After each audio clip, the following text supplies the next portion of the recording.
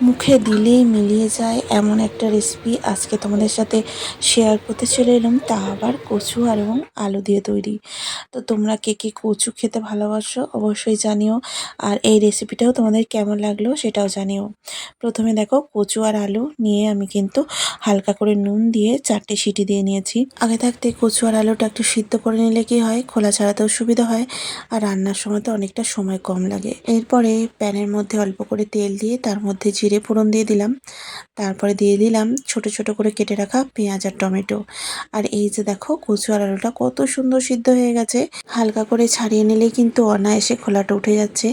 এইভাবে সব কটা কচু এবং আলুকে ছাড়িয়ে নেবো।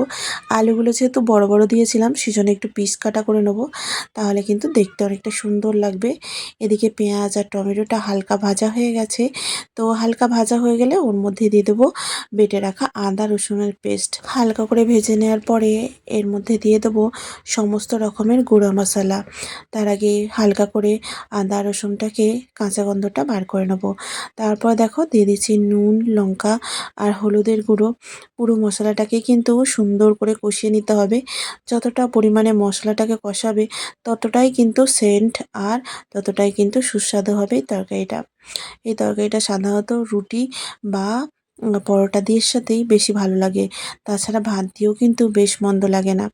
সুন্দর করে মশলাটা কষানোর সময় অল্প একটু জল দিয়ে দিলাম, যাতে মশলাটা ধরে না যায়। খুব ভালো করে মশলাটাকে কষিয়ে নিচ্ছি, যাতে খেতে তরকারিটা খুব সুস্বাদু হয়। আর আজকে আমি রাত্রে বানাচ্ছিলাম, তো রুটি দিয়েই খাওয়া হয়েছে।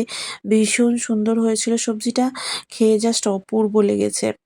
এরপর দেখো, কষানো হয়ে যাওয়ার পরে দিয়ে দিচ্ছি কেটে রাখা আলুটা আর কচুটা। এবার সুন্দর করে এটাকেও কিন্তু কষিয়ে নেব। যত বেশিক্ষণ সময় নিয়ে কষাবে ততই কিন্তু ভালো লাগবে খেতে সবজিটা।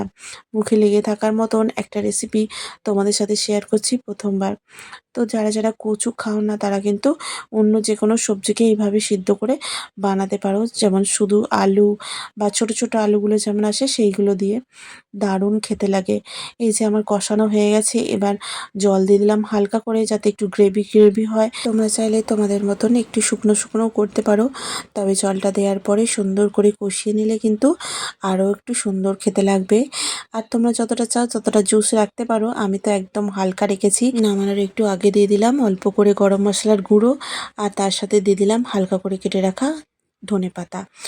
আর এত সুন্দর সেন্ট আসছিল, মানে তোমাদেরকে কি বলবো। এখন যখন আমি এডিটিং করছি তখন আমার মনে হচ্ছে সবজিটা খুব সুন্দর আর টেস্টি হয়েছিল। রাতে রুটি দিয়ে খাবার জন্য একদম পারফেক্ট একটা রেসিপি যদি হয়, তাহলে কিন্তু এটা দারুণ সুন্দর গন্ধ আর হাত দিলে মুখে মিলিয়ে যাওয়ার মতন। কচুটা সিদ্ধ হয়ে গিয়েছে। যখন তুমি কাউকে এটা রান্না করে দেবে, তুমি যদি বলে না দাও এটা কচু আলুর সবজি, কেউ কিন্তু বুঝতেও পারবে না, ঠিকঠাক খেয়ে নেবে। যেহেতু এখনকার বাচ্চারা একেবারেই খেতে চায় না এইসব জিনিস, তো এইভাবে রান্না করে দিতে পারো, তারা অবশ্যই কিন্তু খেয়ে নেবে। আমি গ্যারেন্টি দিয়ে বলতে পারি। চলো টাটা।